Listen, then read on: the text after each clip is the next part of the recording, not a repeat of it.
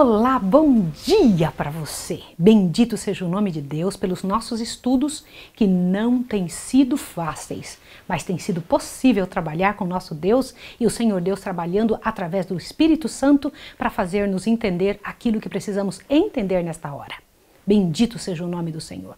O nosso assunto de hoje é o mais difícil de todos, porém o mais necessário. Será ele a pedra de toque, a principal razão pela qual Satanás vai nos incomodar nestes últimos dias. Vamos orar então? Vamos lá.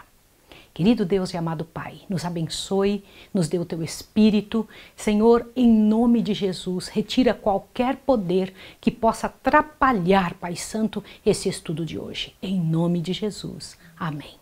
O seu programa A Tocha está começando.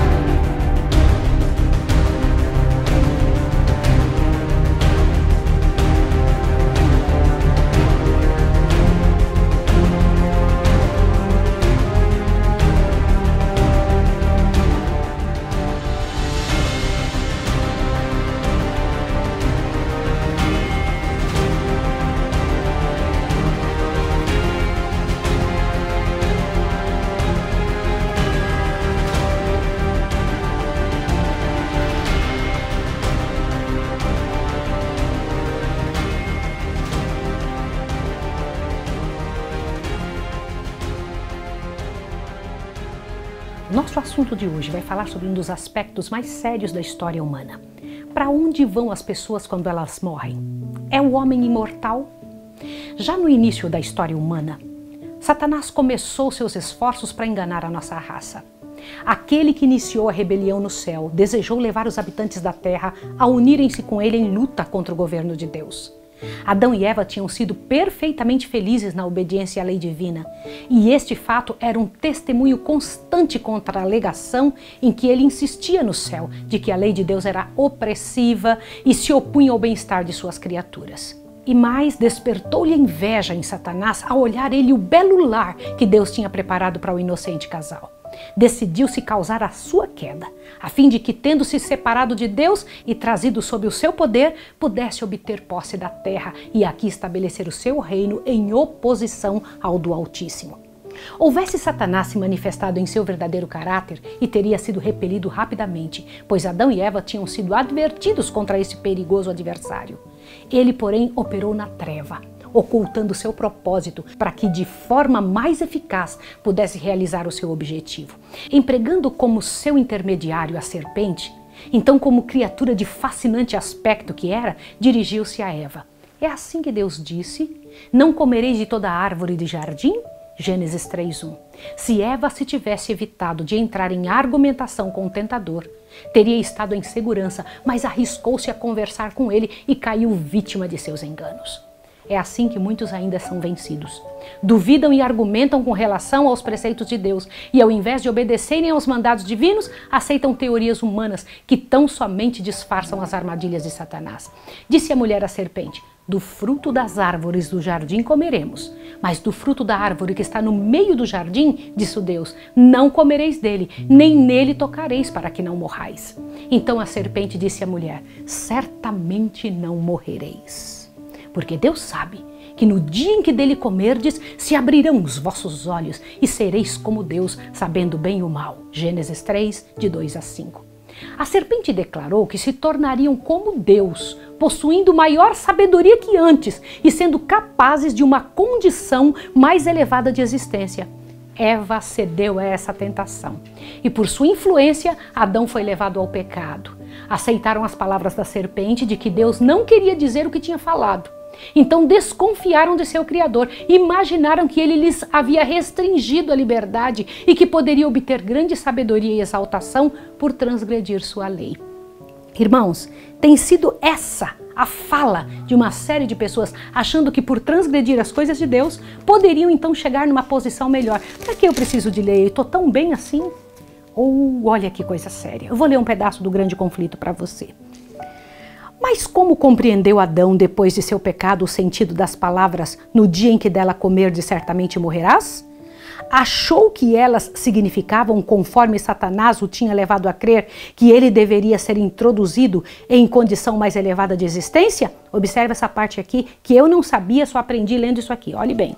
Nesse caso, haveria, na verdade, grande bem a ganhar pela transgressão, e Satanás se demonstraria um benfeitor da raça.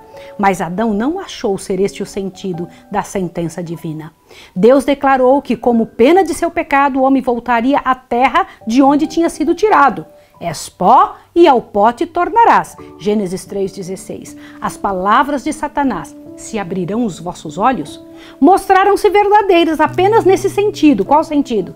Depois que Adão e Eva desobedeceram a Deus, seus olhos se abriram para discernirem a sua loucura, conheceram o mal e provaram o amargo fruto da transgressão. Você compreendeu o que foi que Satanás fez? Vão se abrir os vossos olhos. Satanás sempre fala um pouco de verdade misturado com a mentira. E eu vou te dizer uma coisa, 100% é 100%, agora 99% certo e um pouco de errado é 100% errado. Eu quero que você imagine isso, porque o fim não vai dar o mesmo. No meio do Éden, crescia a árvore da vida, cujo fruto tinha o poder de perpetuar a vida. Se Adão tivesse permanecido obediente a Deus, teria continuado a ter livre acesso àquela árvore e teria vivido para sempre. Mas quando pecou, foi impedido da participação da árvore da vida, tornando-se sujeito à morte. A sentença divina, tu és pó e em pó te tornarás, indica completa extinção da vida. Você precisa pensar sobre isso. A imortalidade, prometida ao homem sob condição de obediência, foi perdida pela transgressão. Adão não poderia transmitir à sua posteridade aquilo que não possuía, e não poderia haver esperança alguma para a raça decaída se pelo sacrifício de seu filho Deus não houvesse trazido a imortalidade ao seu alcance. Ao passo que a morte passou a todos os homens, por isso que todos pecaram. Cristo trouxe à luz a vida e a incorrupção pelo Evangelho, Romanos 5,12 e 2 Timóteo 1,10. E unicamente por meio de Cristo pode a imortalidade ser obtida. Disse Jesus, aquele que crê no Filho tem a vida eterna, mas aquele que não crê no Filho não terá vida. São João 3,16. Todo homem pode alcançar a posse daquela inapreciável bênção se satisfazer as condições. Todos os que, com perseverança em fazer o bem, procuram glória e honra e incorrupção, receberão vida eterna. Romanos 2,7. Peraí, mas Maísa, você pode perguntar, eu ouvi a vida toda alguém dizendo que a alma é imortal. Ei, você hoje está aprendendo o que a Bíblia diz, não o que você ouviu dizer. Presta atenção, que coisa séria. O único que prometeu a Adão vida em desobediência foi o grande enganador. E a declaração da serpente a Eva no Éden, certamente não morrereis, foi o primeiro sermão pregado acerca da imortalidade da alma. Se assuste, mas essa é verdade. Quem primeiro falou isso, que a alma é imortal, foi o diabo. Todavia, essa declaração, repousando apenas na autoridade de Satanás, ecoa dos púlpitos da cristandade e é recebida pela maior parte da humanidade tão facilmente como foi pelos nossos primeiros pais. A sentença divina, a alma que pecar, essa morrerá, que está escrito em Ezequiel 18:20, é dada a significação. A alma que pecar, essa não morrerá, mas viverá eternamente. Olha isso aqui, as pessoas dizem isso. Deus diz claramente na Bíblia que a alma que pecar, essa morrerá. As pessoas entendem o quê? A alma que pecar, essa não morrerá, mas viverá eternamente. Não podemos senão nos admirar que tanta gente acredita, tantos homens que acreditam nessas palavras de Satanás. Você já parou para pensar nisso? E incrédulos com respeito às palavras de Deus. Eles acreditam no que o diabo fala, mas não acreditam no que Deus fala. houvesse ao homem sido permitido franco acesso à árvore da vida após a sua queda, e teria ele vivido para sempre, sendo assim imortalizado o pecado. Querubins e uma espada chamejante, porém guardavam o caminho da árvore da vida. Gênesis 3:24. E a nenhum membro da família de Adão foi permitido passar aquela barreira e participar do fruto doador da vida. Não há, portanto, pecador algum imortal. Mas depois da queda, Satanás ordenou aos seus anjos que fizessem um esforço especial a fim de inculcar a crença da imortalidade inerente do homem. E tendo induzido o povo a receber esse erro, deveriam levá-lo a concluir que o pecador viveria em estado de eterna miséria. Agora, o príncipe das trevas, operando por meio de seus agentes, representa a Deus como um tirano vingativo, declarando que ele mergulha no inferno todos os que não lhe agradam e faz com que sempre sintam a sua ira, e que enquanto sofram angústia indizível e que se contorcem nas chamas eternas, seu Criador para eles olha com satisfação. Olha que coisa mais louca essa doutrina do inferno, e irmão e irmã que está me ouvindo. É uma das doutrinas mais satânicas que existe. Quer dizer que tem um Deus no céu que daqui uns dias vai ficar olhando pessoas no inferno, que já tem olhado agora, porque diz que tem um monte de gente no inferno. E ele de lá de cima olha aquelas pessoas queimando sem parar, sem parar. Imagine isso. Quem inventou isso? Assim o príncipe dos demônios reveste com seus próprios atributos ao Criador e benfeitor da humanidade. A crueldade é satânica e Deus é amor. E tudo quanto criou era puro, santo e formoso, até o pecado ser introduzido pelo primeiro grande rebelde. Satanás mesmo é o inimigo que tenta o homem a pecar e então o destrói. E se o pode fazer, ao se ter assenhorado de sua vítima, exulta na ruína que efetuou. Se lhe fosse permitido, colheria o gênero humano todo em sua rede. Não fosse a interposição do poder divino, nem um filho ou filha de Adão escaparia. Pode acreditar o que eu estou lhe dizendo. Quem é Satanás? Satanás é isso, tá? Satanás está procurando vencer. De que maneira? Observe isso aqui. Satanás está procurando vencer os homens hoje, assim como venceu nossos primeiros pais, abalando-lhes a confiança em seu Criador e levando-os a duvidar da sabedoria de seu governo e da justiça de suas leis. Satanás e seus emissários representam a Deus como sendo mesmo muito pior do que eles, a fim de justificar sua própria malignidade e rebelião. O grande enganador esforça-se por transferir sua própria horrível crueldade de caráter para nosso Pai Celestial, a fim de fazer-se parecer como alguém grandemente lesado pela sua expulsão do céu, visto não haver desejado sujeitar-se a um governador tão injusto. Apresenta perante o mundo a liberdade que este pode ter sob seu domínio suave, em contraste com a servidão imposta pelos severos decretos de Jeová. Dessa maneira, consegue desviar as pessoas de sua fidelidade a Deus. O que Satanás tenta fazer? Primeiro, ele luta para tentar nos enganar igual enganou Adão e Eva. Depois, ele diz, comigo é mais fácil. Fica comigo, não fica com esse Deus. Comigo é mais simples conseguir viver. Pode imaginar isso? Quão repugnante a todo sentimento de amor e misericórdia, mesmo ao nosso senso de justiça, é a doutrina de que os ímpios mortos são atormentados com fogo e enxofre no inferno eternamente a arder, e que pelos pecados de uma breve vida terrestre aqui, sofrerão tortura enquanto Deus existir. Pode imaginar isso? Contudo, essa doutrina tem sido largamente ensinada e ainda se acha incorporada em muitos credos da cristandade. Disse ilustrado doutor em teologia, à vista dos tormentos do inferno, exaltará para sempre a felicidade dos santos.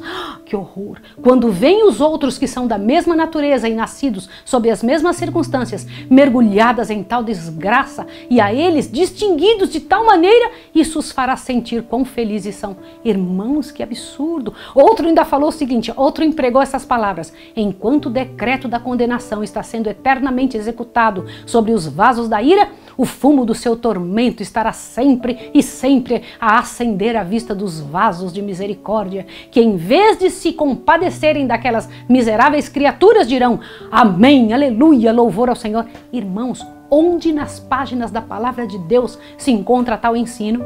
Perderão os remidos no céu todo sentimento de piedade e compaixão, e mesmo os sentimentos comuns de humanidade?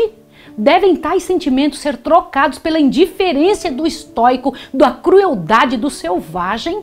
Não, absolutamente não. Não é esse ensino do livro de Deus. Os que apresentam as opiniões expressas nas citações acima podem ser homens ilustrados e mesmo sinceros, mas estão iludidos pelos sofismas de Satanás. Este os leva a interpretar mal terminantes expressões das Escrituras, dando à linguagem a coloração da amargura e malignidade que a ele pertence, mas não pertence ao Criador. Olha o que Jesus diz: vivo eu, diz o Senhor Jeová, que não tenho prazer na morte do ímpio, mas em que o ímpio se converta do seu caminho e viva. Convertei-vos, convertei-vos dos vossos maus caminhos. Por que razão morreríeis? Ezequiel 33:11. Imagine, irmãos, imagine você que sabe que Jesus deu a vida para salvar alguém, como se alegraria o Criador do universo em ver alguém queimando eternamente no fogo? Isso é uma coisa maluca. Que ganharia Deus se admitíssemos que ele se deleita em testemunhar incessantes torturas, que se alegra com os gemidos, gritos e imprecações das sofredoras criaturas por ele retidas na chama do inferno? Poderão esses terríveis sons ser música aos ouvidos do amor infinito? Insiste-se em que a aplicação de intermédio sofrimento aos ímpios mostraria o ódio de Deus ao pecado, como a um mal ruinoso à paz e à ordem do universo. Terrível blasfêmia. Como se o ódio de Deus ao pecado seja a razão por que este se perpetua.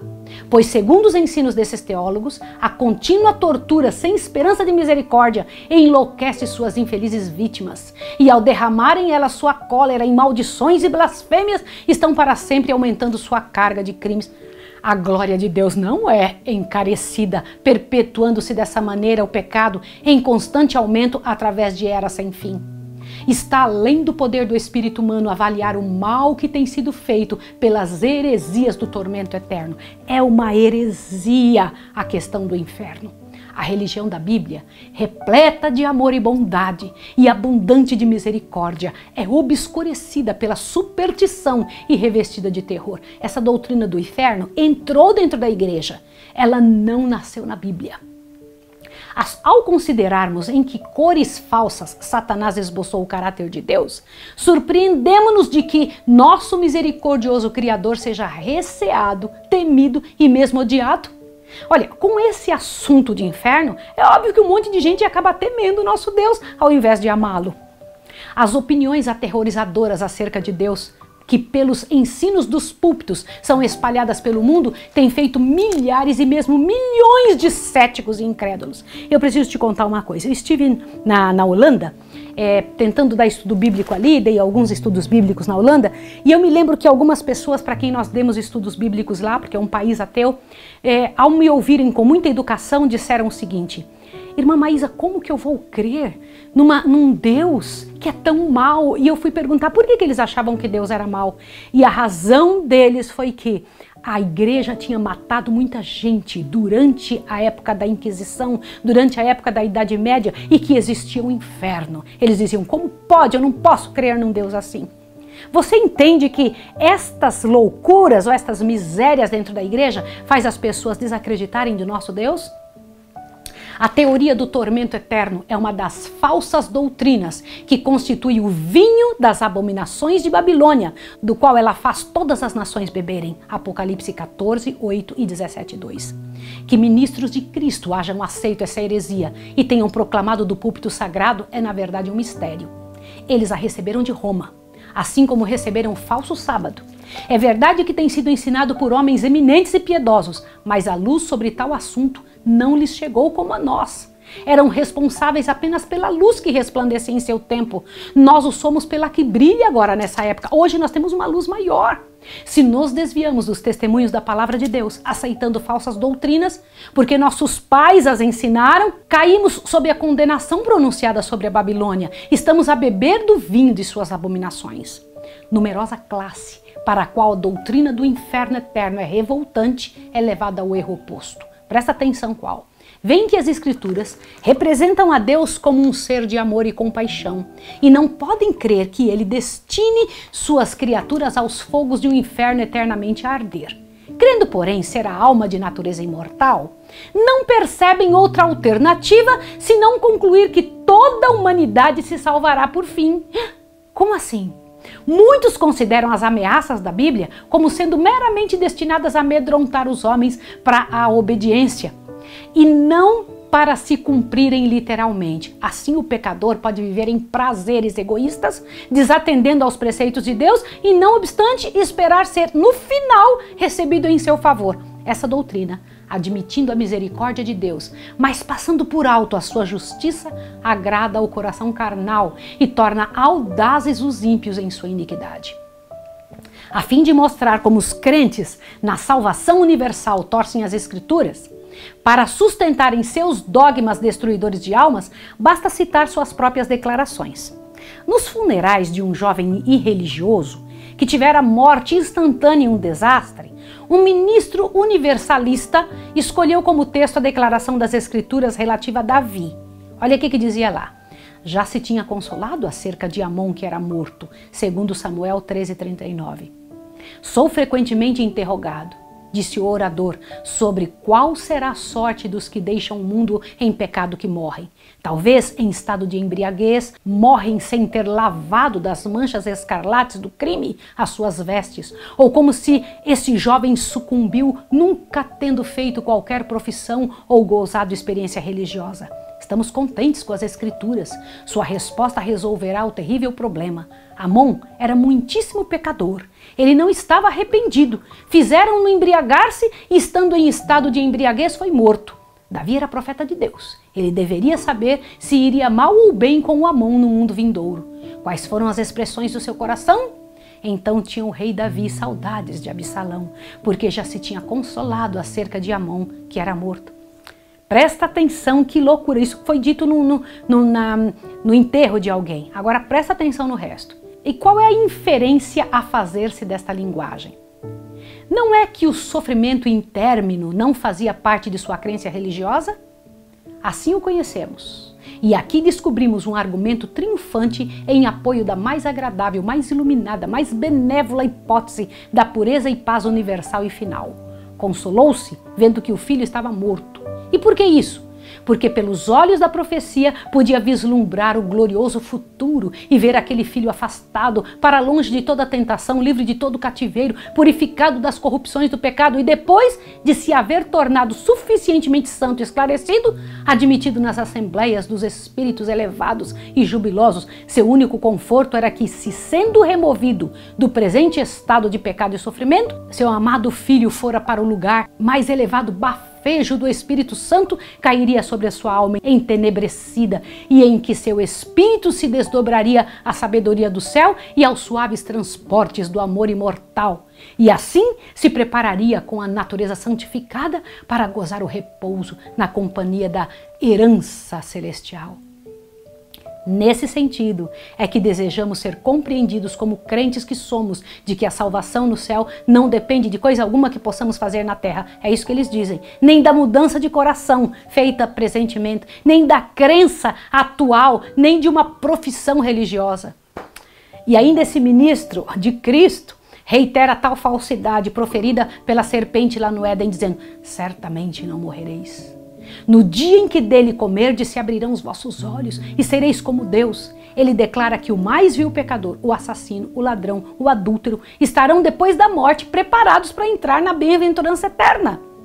E de onde tira ele, esse adulterado texto das Escrituras, essas conclusões? De uma simples sentença que exprime a submissão de Davi aos desígnios da providência. Ele tinha saudades de Absalão, porque já se tinha consolado acerca de Amon, que era morto. Tendo-se o pungimento desta dor abrandado pelo tempo, seus pensamentos volveram do filho morto para o vivo, o qual se exilara pelo medo do justo castigo de seu crime. E esta é a prova de que o incestuoso e bêbado Amon foi à sua morte imediatamente transportado para as bem-aventuradas habitações, a fim de ser ali purificado e preparado para a companhia dos anjos sem pecado. Fábula aprazível, por certo, muito apropriada para satisfazer o coração carnal. Essa é a própria doutrina de Satanás e ela realiza sua obra eficazmente. Deveríamos surpreender-nos de que com tal instrução prevaleça a impiedade, porque se as pessoas pensam, como acabamos de ver, que alguém diz no enterro, né? Que uma pessoa, mesmo tendo vivido uma vida toda devassa, vai conseguir permanecer no céu, é óbvio que as pessoas falam: eu vou viver o que eu quiser, eu vou morrer, para mim é lucro, porque eu vou viver no céu agora. Agora veja o que o Senhor Deus diz a respeito disso. O caminho seguido por esse falso ensinador ilustra o de muitos outros. Umas poucas palavras das Escrituras são separadas do contexto, o qual em muitos casos mostraria ser o seu sentido exatamente o contrário da interpretação desta. E tais passagens desconexas são pervertidas e usadas em prova da doutrina que não tem fundamento na palavra de Deus.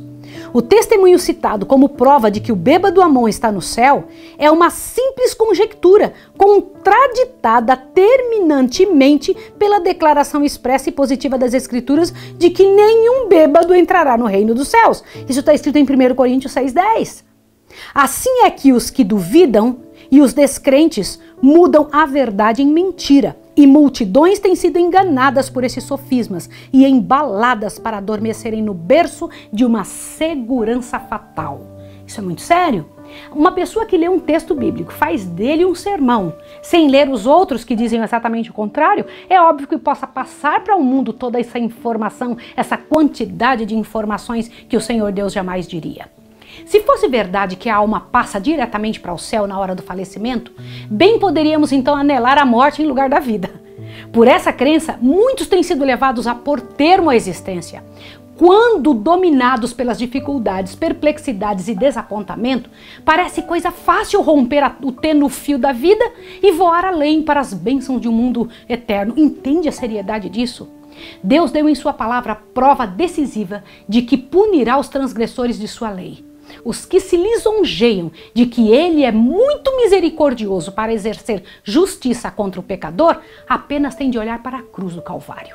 A morte do imaculado Filho de Deus testifica que o salário do pecado é o quê? É a morte, que todas as violações da lei de Deus devem receber sua justa paga.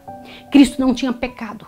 Se fez pecado pelo homem, arrostou a culpa pela transgressão, sendo-lhe ocultado o rosto do Pai, até que lhe quebrantar o coração e desfazer a vida. Todo esse sacrifício foi feito a fim de que pecadores possam ser remidos. De nenhum outro modo conseguiria o homem livrar-se da pena do pecado. E toda alma que se recusa a tornar-se participante da expiação provida a tal preço, deve levar em si própria a culpa e o castigo da transgressão. Deixa eu comentar uma coisa com você. Raciocina comigo. Se a pessoa permanece viva depois que morre e tem a chance de se salvar por pagar os seus pecados ou no purgatório ou em qualquer outro lugar, para que Jesus? Por que Jesus precisou essa morte ignominiosa se o homem consegue fazer por si mesmo o que a gente diz que é Jesus que faz? Para raciocinar. Para pensar. Por que isso é uma coisa absurda, que um ser humano pagaria a culpa sofrendo? Então o sofrimento é que faz a gente pagar a culpa? Consideremos o que a Bíblia ensina, ainda concernente aos ímpios e impenitentes, os quais os universalistas colocam no céu como anjos santos e felizes. Olhe bem, a quem quer que tiver sede, de graça lhe darei da fonte da água da vida. Apocalipse 21:6. Essa promessa é apenas para os que têm sede. A pessoa alguma, a não ser os que sentem sua necessidade de água da vida e a procuram, seja qual for o preço, será ela provida. Quem vencer herdará todas essas coisas. Eu serei seu Deus, ele será meu filho. Apocalipse 21:7. Aqui também se especificam condições. A fim de herdar todas as coisas, devemos resistir ao pecado e vencê-lo, porque diz, há o que vencer. O Senhor declara pelo profeta Isaías o seguinte: dizei ao justo que bem lhe irá. Ai do ímpio, mal lhe irá, porque a recompensa das suas mãos se lhe dará. Isaías 31, 10 e 11. Ainda que o pecador faça mal 100 vezes e os dias se lhe prolonguem, eu sei com certeza que bem sucede aos que temem a Deus, aos que temerem diante dele, mas ao ímpio não irá bem. Eclesiastes 11, Eclesiastes 8, 12 e 13. E Paulo testifica que o pecador está entesourando para si ira no dia da ira e da manifestação do juízo de Deus, o qual recompensará cada um segundo suas obras. Tribulação e angústia sobre toda a alma do homem que obra o mal. Romanos 2, 6 e 9. Nenhum fornicário, ou impuro, ou avarento, o qual é idólatra, tem herança no reino de Cristo e de Deus. Efésios 5:5. Segui a paz com todos e a santificação, sem a qual ninguém verá o Senhor. Hebreus 12:14. Bem-aventurados aqueles que guardam seus mandamentos, para que tenham direito à árvore da vida e possam entrar na cidade pelas portas. Ficarão de fora quem? Os cães, e os feiticeiros, e os que se prostituem, e os homicidas, e os idólatras, e qualquer que ama e comete a mentira. Apocalipse 22, 14 e 15. Deus deu aos homens uma revelação de seu caráter e de seu método de tratar com o pecado. Jeová, o Senhor Deus misericordioso e piedoso, tardio em iras e grande em beneficência e verdade, que guarda a beneficência em milhares, que perdoa a iniquidade, a transgressão e o pecado, e que ao culpado não tem por inocente. Êxodo 34, 6 e 7. Todos os ímpios serão destruídos. Quanto aos transgressores, serão a uma destruídos, e as relíquias dos ímpios todos perecerão. Salmo 45, 20 e 37 e 38. O que você entende por destruído? Destruído é continuar vivo? Pare para pensar. O poder e a autoridade do governo divino serão empregados para abater a rebelião. Contudo, todas as manifestações de justiça retribuidora serão perfeitamente coerentes com o caráter de Deus como um ser misericordioso, longânimo e benévolo. Deus não força a vontade ou juízo de ninguém, não tem prazer na obediência servil. Deseja que todas as criaturas de suas mãos o amem porque ele é digno de amor. Quer que lhe obedeçam porque reconhecem inteligentemente sua sabedoria, sua justiça e sua benevolência. E todos os que possuem concepção justa dessas qualidades amá-lo-ão porque são atraídos para ele e lhes admiram os atributos. Os princípios de bondade, misericórdia e amor, ensinados e exemplificados por Jesus Cristo, são um transundo da vontade e caráter de Deus. Cristo declarou que ele nada ensinava, a não ser o que recebera do Pai. Os princípios do governo divino estão em perfeita harmonia com os preceitos do Salvador. Amai vossos inimigos. Deus executa justiça sobre os ímpios, para o bem do universo, e mesmo daqueles sobre quem seus juízos são aplicados.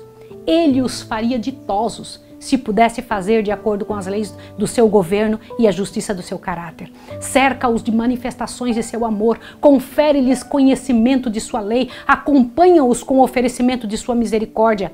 Eles, porém, lhes desprezam o amor, anulam a lei, rejeitam a misericórdia e, ao mesmo tempo em que constantemente recebem seus dons, desonram o doador da vida. Odeiam a Deus porque sabem que ele aborrece os seus pecados. O Senhor suporta a sua perversidade, mas virá finalmente a hora decisiva, em que se deve decidir o seu destino. Acorrentará ele então esses rebeldes ao seu lado, forçá-los a fazerem a sua vontade? Você imagina, os seres humanos estão lutando. Eu preciso falar isso para você. Seres humanos estão lutando, machucando, magoando uns aos outros, fazendo sofrer aqui na terra, e Deus tem tido misericórdia. Então vai chegar a hora que o Senhor Deus vai dizer: de agora em diante eu passo a ser mal. Eu vou colocar vocês todos amarrados aqui dentro de um fogo ardeiro e eu vou passar a eternidade toda vendo. Ainda vou levar meus filhos a fazerem isso também, que eles vão ficar enxergando isso no céu. Os que escolherem a Satanás como chefe e por seu poder têm sido dirigidos e não estão preparados para comparecer à presença de Deus, o orgulho, o engano, a licenciosidade e a crueldade fixaram-se em seu caráter. Podem eles entrar no céu para morar para sempre com aqueles a quem desprezaram e odiaram na terra? Você acha que essas pessoas iam ser felizes?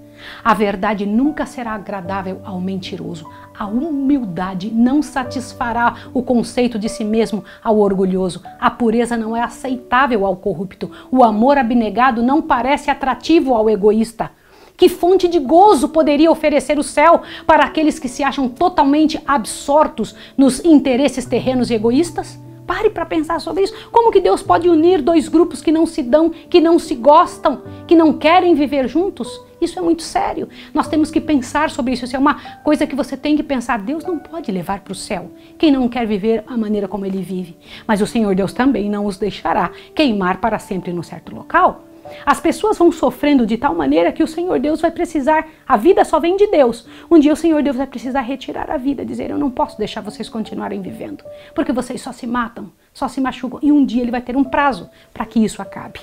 Observe o que vamos ler agora. Poderiam aqueles cuja vida foi empregada em rebelião contra Deus ser subitamente transportados para o céu e testemunhar o estado elevado e santo de perfeição que ali sempre existe, estando toda a alma cheia de amor, todo o rosto irradiando alegria, ecoando em honra de Deus e do Cordeiro, uma arrebatadora música em acordes melodiosos e fluindo da face daquele a que se assenta sobre o trono, uma incessante torrente de luz sobre os remidos? Sim, poderiam aqueles cujo coração está cheio de ódio a Deus e à verdade e à santidade unir-se a essa multidão celestial e participar de seus cânticos de louvor? Pare para pensar.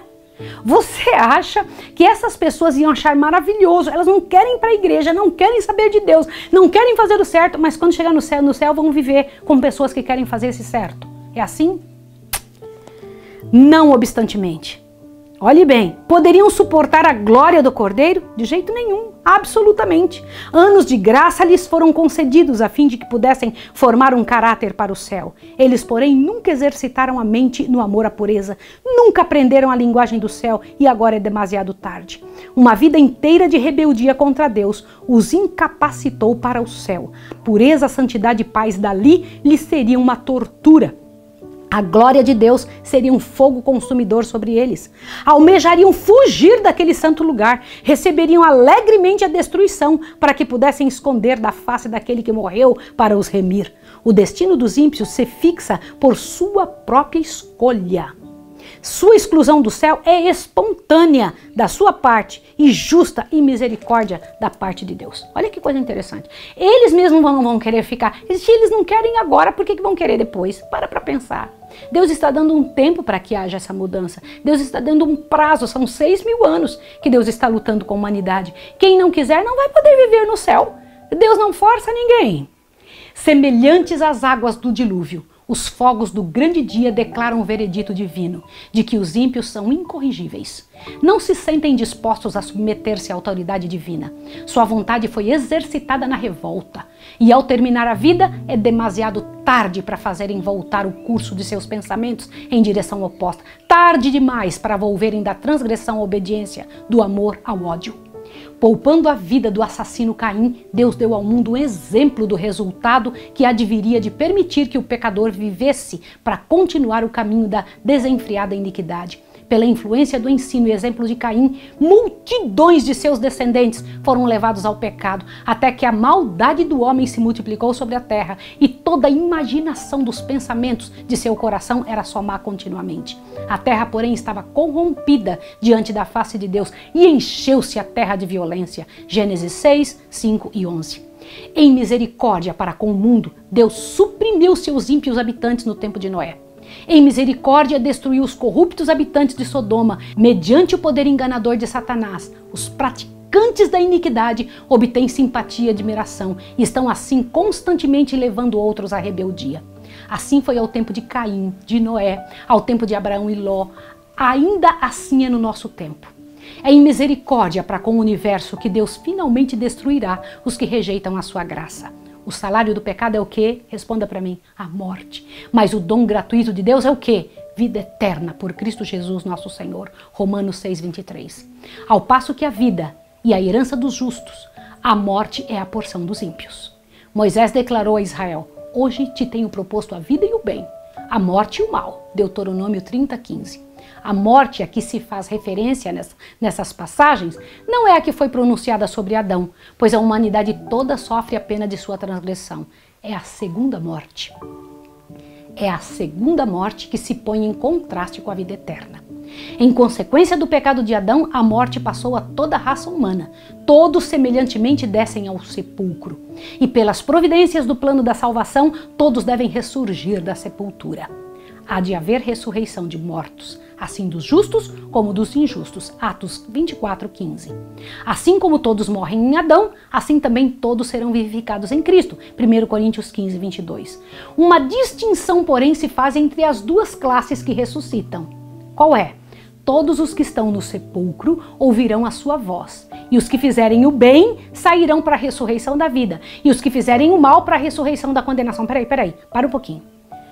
Esse texto de João 5, 28 e 29 diz claramente os que estavam aonde? quando vão ouvir? Estão no sepulcro. Você está entendendo isso? Não diz que eles estavam no inferno, não diz que eles estavam no céu, não diz que eles estavam no limbo, não diz que eles estavam em qualquer outro canto. Os que forem tidos por digno da ressurreição da vida são bem-aventurados e santos. Sobre estes não tem poder a segunda morte. Apocalipse 20, verso 6.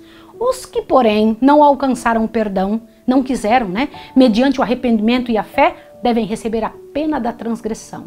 O salário do pecado. Qual é o salário do pecado? A morte. Sofrem castigo que varia em duração à intensidade, segundo as suas obras, mas que finalmente termina com a segunda morte. Visto ser impossível para Deus, de modo coerente com a sua justiça e misericórdia, salvar o pecador em seus pecados, Deus não nos salva em nossos pecados, Ele nos salva de nossos pecados. Ele o despoja da existência que perdeu por suas transgressões e da qual se mostrou indigno. Diz um escritor inspirado, presta atenção para você poder entender. Ainda um pouco e o ímpio não existirá. Olhará para o seu lugar e não aparecerá. E outro declara, e serão como se nunca tivessem sido. Salmo 37:10 e Obadias 16. Sabia disso? Isso é bíblico. Cobertos de infâmia, mergulham sem esperança no ouvido eterno. Assim se porá termo ao pecado, juntamente com toda a desgraça e ruína que dele resultam, diz o salmista, destruístes os ímpios, apagastes o seu nome para sempre e eternamente. Ó, inimigo, consumaram-se as assolações. Salmo 90, 5 e 6, João no Apocalipse, olhando para a futura condição eterna, houve uma antífona universal de louvor, imperturbada por qualquer nota de discordância. Toda criatura, no céu e na terra, atribuía glória a Deus. E eu preciso ler isso para você. Olha o que diz aqui, presta atenção. Em Apocalipse 5:3. Não haverá então almas perdidas para blasfemarem de Deus, contorcendo-se em tormento interminável. Tampouco seres sem nenhuma alegria no inferno unirão seus gritos aos cânticos dos salvos. Olha que absurdo. Isso é muito sério, muito sério. Sobre o erro fundamental da imortalidade inerente, repousa a doutrina da consciência na morte, doutrina que, semelhante à do tormento eterno, se opõe aos ensinos das Escrituras, aos ditames da razão e aos nossos sentimentos de humanidade. Segundo a crença popular, os remidos no céu estarão a par de tudo que ocorre na terra, e especialmente da vida dos amigos que deixaram após si. Mas como poderia ser fonte de felicidade para os mortos, os saberem das dificuldades dos vivos, testemunharem os pecados cometidos por seus próprios amados e vê-los suportar todas as tristezas, desapontamentos e angústias da vida? Quanto da bem-aventurança celeste seria fruída pelos que estivessem contemplando seus amigos na terra? E quão revoltante não é a crença de que logo que o fôlego deixa o corpo, a alma do impenitente é entregue às chamas do inferno. Em quão profundas angústias deverão mergulhar os que se veem seus amigos passarem a sepultura sem se acharem preparados para entrar numa eternidade de miséria e pecado? Muitos têm sido arrastados à insanidade por este inquietante pensamento. Muita gente enlouquece só de pensar nisso, viu? O que dizem as Escrituras com relação a estas coisas? Davi declara que o homem não se acha consciente na morte. Aleluia! Olha o que ele diz. Sai-lhes o espírito e eles tornam-se em terra. Naquele mesmo dia perecem todos os seus pensamentos. Salmo 146, 4. Salomão dá o mesmo testemunho. Os vivos sabem que hão de morrer, mas os mortos não sabem coisa nenhuma. O seu amor, o seu ódio, a sua inveja já pereceram. Já não tem parte em alguma neste século, em coisa alguma do que se faz debaixo do sol. Na sepultura, para onde tu vais, não há obra, nem indústria, nem ciência, nem sabedoria alguma. Eclesiastes 9, 5, 6 e 10. Aleluia! Isso merece um aleluia, não é? Olha que coisa boa. Quando, em resposta à sua oração, a vida de Ezequias foi prolongada 15 anos, o rei agradecido rendeu a Deus um tributo de louvor por sua grande misericórdia. Nesse cântico, ele dá razão por que ele estava assim tão feliz. Qual que foi? Não pode louvar-te a sepultura, nem a morte glorificar-te, nem esperarão em tua verdade os que descem a cova. Os vivos sim, estes te louvarão como hoje eu faço. Isaías 38, 18 e 19. Uau! A teologia popular representa os justos mortos como estando no céu, admitidos na bem-aventurança e louvando a Deus com língua imortal. Ezequias, porém, não pôde ver tal perspectiva gloriosa na morte. Com suas palavras concorda o testemunho do salmista. Na morte não há lembrança de ti. No sepulcro, quem te louvará? Os mortos não louvam ao Senhor, nem os que descem ao silêncio. Salmo 6, 5 e 15, 17. É sério isso, não é? Vou ler mais um pedaço para você aqui do que o Senhor Deus diz a respeito desse assunto. O que Pedro falou? Você fala, não, mas tudo está no Velho Testamento. Quer ouvir uma coisa? Pedro, no dia do Pentecostes, declarou que o patriarca Davi morreu e foi sepultado, e entre nós está até hoje a sua sepultura. Porque Davi não subiu aos céus. Atos 2, 29 e 34. O fato de Davi permanecer na sepultura até a ressurreição prova que os justos não ascendem ao céu por ocasião da morte, e unicamente pela ressurreição, em virtude de Jesus haver ressuscitado, que Davi poderá finalmente assentar-se à destra de Deus. E Paulo disse, se os mortos não ressuscitam, também Cristo não ressuscitou. E se Cristo não ressuscitou, é vã nossa fé, e ainda permaneceis nos vossos pecados. Agora continua. E também os que dormiram em Cristo estão perdidos. 1 Coríntios 15, 16 e 18. Se durante 4.000 anos os justos tiveram a sua sorte ido diretamente para o céu, como poderia Paulo ter dito que se não há ressurreição, os que dormiram em Cristo estão perdidos? Não seria necessária a ressurreição. Presta isso mesmo. Quer dizer que as pessoas que elas morreram já vão direto para o céu ou para o inferno, para qualquer lugar. Me responda, para que Jesus iria ressuscitar alguém? O mártir Tyndale, referindo-se ao estado dos mortos, declarou: confesso abertamente que não estou persuadido de que eles já estejam em plena glória em que Cristo se acha, ou em que estão os anjos eleitos de Deus. Tampouco é isto artigo de minha fé, pois se assim fosse, não vejo isto senão sem o pregar a ressurreição da carne seria coisa vã. Prefácio do Novo Testamento, na edição de 1564, nas conversas a respeito de Tyndale. É fato inegável que a esperança da imortal bem-aventurança ao morrer tem determinado generalizada negligência da doutrina bíblica da ressurreição. Esta tendência foi anotada pelo doutor Adam Clarke, que disse: a doutrina da ressurreição parece ter sido julgada de muito maiores consequências entre os primeiros cristãos do que o é hoje. E como é isso? Os apóstolos estavam continuamente insistindo nela e concitando os seguidores de Cristo à diligência, obediência e animação por meio dela. E seus sucessores, na atualidade, raras vezes a mencionam. Pregavam os apóstolos, nela criam os primitivos cristãos, pregamos-nos nós e nela creem os nossos ouvintes. Não há doutrina no Evangelho a que se dê maior ênfase e não há doutrina no atual conjunto de assuntos pregados que seja tratado com maior negligência. Comentário sobre o Novo Testamento no volume 2, a respeito de 1 Coríntios 15. Este estado de coisas tem continuado ao ponto de ficar a gloriosa verdade da ressurreição quase totalmente obscurecida e perdida de vista pelo mundo cristão. Assim, o autor do comentário acima referido explica as palavras de Paulo.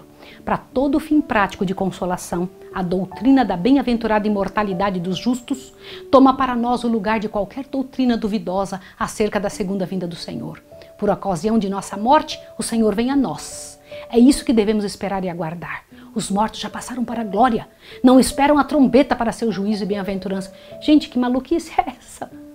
Que coisa séria, não é? E quando se para pensar sobre isso, você fala, mas de onde se tirou isso? Isso era o que se pregava a maior parte das vezes, né? Agora, por favor, observe o que eu vou ler para você. Quando, porém, estava para deixar seus discípulos, Jesus não lhe disse que logo iriam ter com ele. Vou preparar-vos lugar, disse ele, e se eu for e vos preparar lugar, virei outra vez e vos levarei para mim mesmo. João 14, 2 e 3. E disse-nos Paulo, ele disse um pouco mais, o que ele disse? Que o mesmo Senhor descerá do céu, com alarido e com voz de arcanjo, com a trombeta de Deus, e os que morreram em Cristo ressuscitarão primeiro. Depois nós, os que ficarmos vivos, seremos arrebatados juntamente com eles nas nuvens, e a encontrar o Senhor nos ares, e assim estaremos para sempre com o Senhor. E acrescenta, consolai-vos uns aos outros com estas palavras. 1 Tessalonicenses 4, 16 a 18. Quão grande é o contraste entre essas expressões de conforto e do ministro universalista que acabamos de citar no livro. O último consolou os que foram despojados da companhia do seu ente querido, com a afirmação de que por mais pecador que o morto pudesse haver sido, ao expirar aqui, seria recebido entre os anjos. Paulo aponta a seus irmãos a futura vinda do Senhor, quando os grilhões do túmulo serão quebrados e os mortos em Cristo ressuscitarão para a vida eterna. Aleluia! Antes de qualquer pessoa poder entrar nas mansões dos bem-aventurados, seu caso deverá ser investigado, como já estudamos, e seu caráter e suas ações deverão passar em revista perante Deus. Todos serão julgados de acordo com as coisas escritas nos livros e recompensados conforme tiverem sido as suas obras. Este juízo não ocorre por ocasião da morte. Notai as palavras de Paulo. Olhe bem. Tem determinado um dia em que com justiça há de julgar o mundo, por meio do varão que destinou, e disto deu certeza a todos, ressuscitando-o dentre os mortos. Atos 17:31. Aqui o apóstolo terminantemente declara que um tempo específico, então no futuro, fora fixado para o juízo do mundo.